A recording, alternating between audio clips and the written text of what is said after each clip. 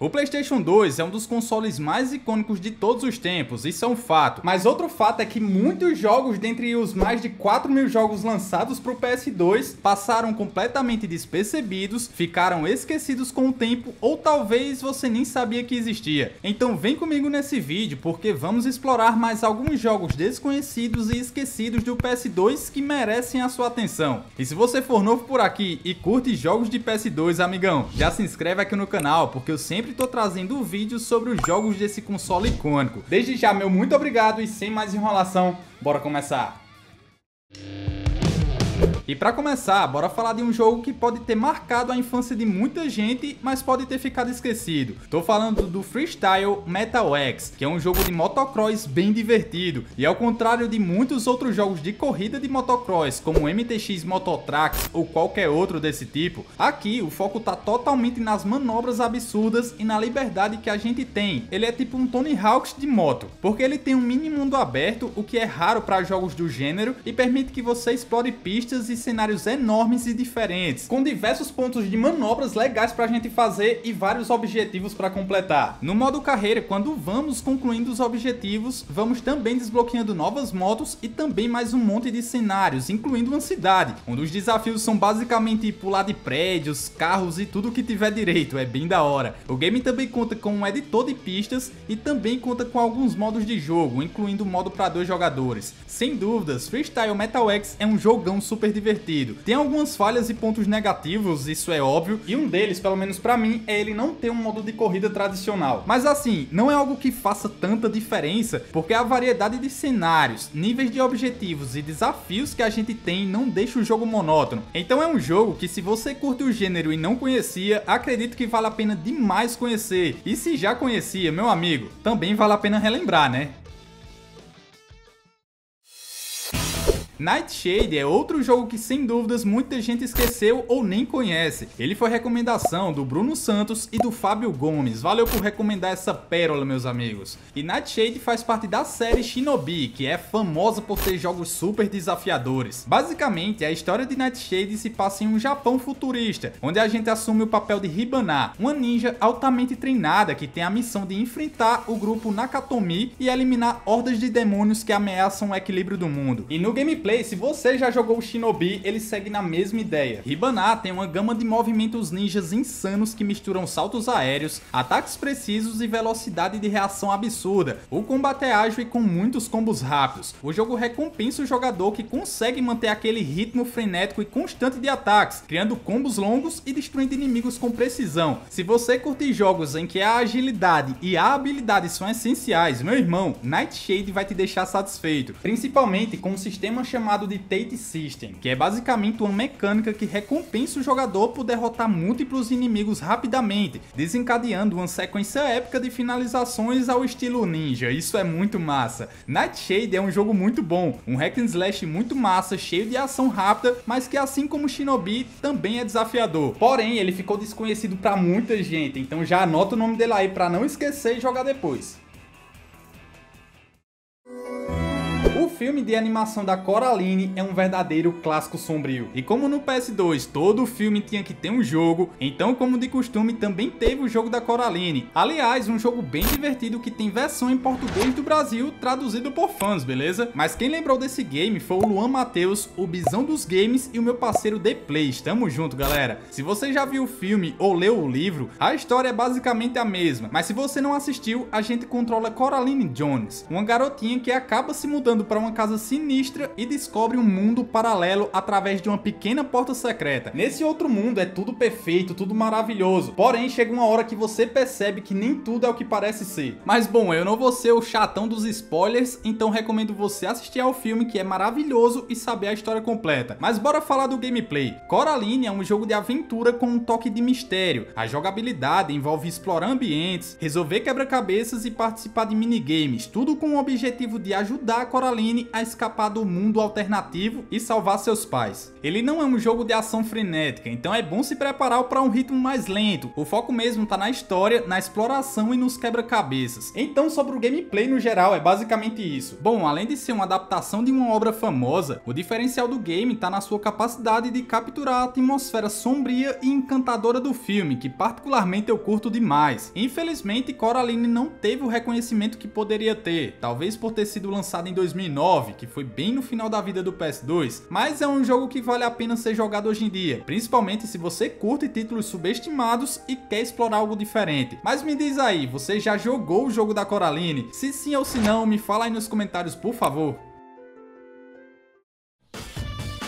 O meu parceiro Alexandre Maia recomendou um game de parkour, o Free Running. O gênero, claro, é de esportes radicais, focado totalmente nas manobras de parkour, que na época, meados de 2007, estava ganhando muito mais popularidade no mundo real. Vários vídeos de manobras insanas e perigosas explodiram na internet, e esse game tenta capturar essa vibe. A ideia principal é te colocar em um ambiente urbano para que você possa correr, saltar, escalar e deslizar por obstáculos como se fosse um verdadeiro parkourzeiro. O jogo tenta replicar as emoções do parkour da maneira mais dinâmica possível. A ideia basicamente é que a gente vá completando desafios em diferentes locais urbanos com bastante liberdade de exploração. De modo geral, as mecânicas do parkour são bem legais e conta com muitos movimentos fáceis, mas também aqueles bem complexos. Enfim, Free Running é um jogo de parkour bem da hora que acredito que muita gente nunca ouviu falar. Outro jogo que com certeza passou despercebido por muita gente foi o game Air Rake Extreme Metal Racing, que foi recomendado pelo Bruno Ferreira, tamo junto. E esse jogo aqui é no mínimo aleatório e diferente de tudo que você já viu no gênero de corrida. Ele é um jogo de corrida e combate veicular. O jogo traz uma pegada bem apocalíptica, com veículos tunados e cheios de armas para acabar com os adversários. E um dos detalhes mais chamativos é que todas as corridas são acompanhadas por muito heavy metal. O negócio é doido e pesado demais. Se você curte aquele rock pesadão, meu amigo, esse jogo vai te agradar. Outra coisa doida e diferente nesse game é que as pistas parecem um inferno, tá ligado? Os power-ups são pessoas ou zumbis, eu acho, não sei. Só sei que a gente passa por cima deles e estraçalha quem tiver na frente. Seja armadilhas, obstáculos, carros, adversários, cara, é um negócio bem bizarro e caótico mesmo. Sim, e esse game também conta com um modo para 2 jogadores, beleza? Por fim, Air Rake Extreme Metal Racing é um jogo de corrida muito diferenciado, mas também divertido, cara. Eu curti bastante. Ainda falando em ação, vamos conhecer o game Spectral vs Generation, que foi recomendação da nossa amiga Liz Alves. Esse aqui é um jogo de luta 2D bem tradicional, com combates rápidos e um sistema de combos que lembra bastante outros títulos da época. Isso se dá também porque ele primeiro foi lançado lá nos fliperamas em 2005 e chegou no PS2 e PSP lá em 2007. Mas o jogo traz um elenco de personagens interessantes, no total sendo 12 personagens, cada um com habilidades e estilos de luta bem distintos, o que é sempre um ponto positivo em jogos de luta. E quase esqueci de comentar, ó, mas Spectral vs Generation é um crossover de 2 jogos RPG, o Spectral Force e o Generation of Kills. Por fim, como eu disse, ele é um jogo de luta 2D bem tradicional. Então assim, se você é fã de jogos de luta e quer explorar um game que talvez tenha ficado desconhecido, acredito que esse game vai te garantir boas horas de gameplay.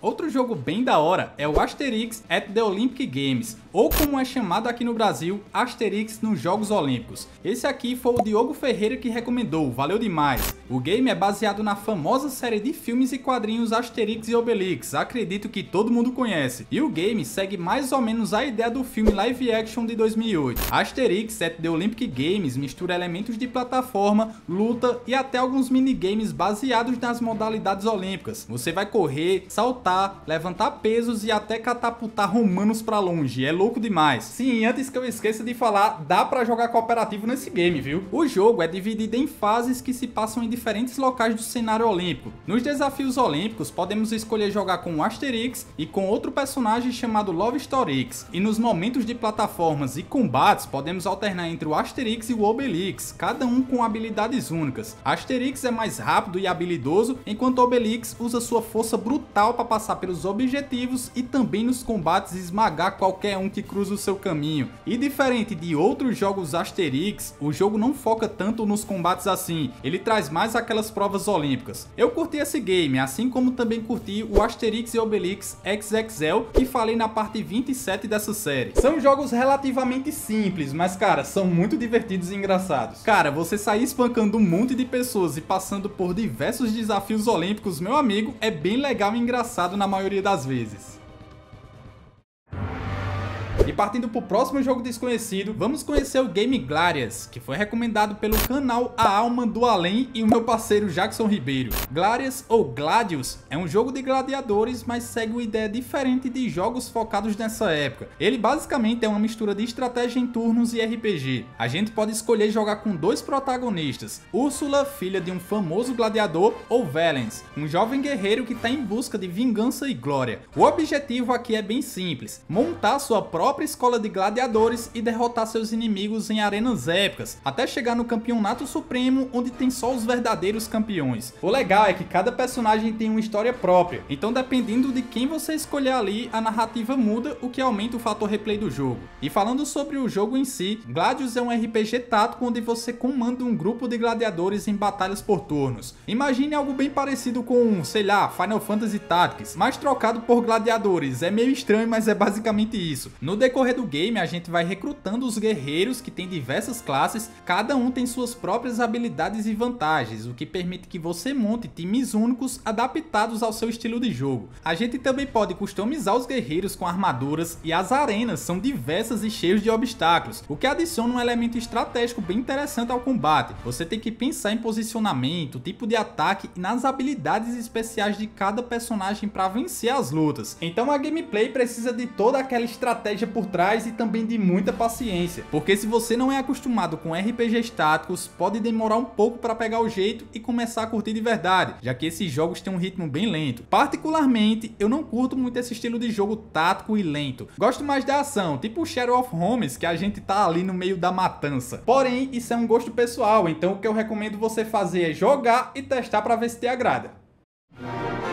Mas outro jogo que ficou bem esquecido e também desconhecido para muita gente foi o game As Crônicas de Nárnia, Príncipe Caspian, que é baseado no segundo filme das Crônicas de Nárnia e que foi recomendado pelo canal do Cores e o meu parceiro Yuri Venas, tamo junto. O game segue o enredo e os eventos do filme, então se você assistiu, basicamente você sabe o que se passa no game, mas basicamente os irmãos Pevensie retornam a Nárnia, que agora tá em guerra e precisam ajudar o legítimo herdeiro do trono, o Príncipe Caspian, a recuperar o seu lugar de direito que agora está dominado pelo malvadão Rei Miraz. No jogo, ele é basicamente um hack and slash com elementos de exploração, resolução de puzzles ambientais e muitos combates, onde a gente pode controlar vários personagens, incluindo os irmãos Pevensie e outros aliados que encontrar pelo caminho. E isso de certa forma é bem legal, porque cada um tem um estilo único de jogo e habilidades diferentes, e isso dá uma dinâmica interessante na gameplay. Sem esquecer de falar que ele ainda conta com um modo cooperativo, que sem dúvidas torna o jogo ainda mais divertido. Ele pode não estar à altura de outros grandes títulos do PS2, mas certamente, cara, ele tem seu charme e entrega uma experiência muito divertida. Isso tanto jogando sozinho e especialmente se você jogar cooperativo. Então é um jogo muito top que provavelmente você esqueceu.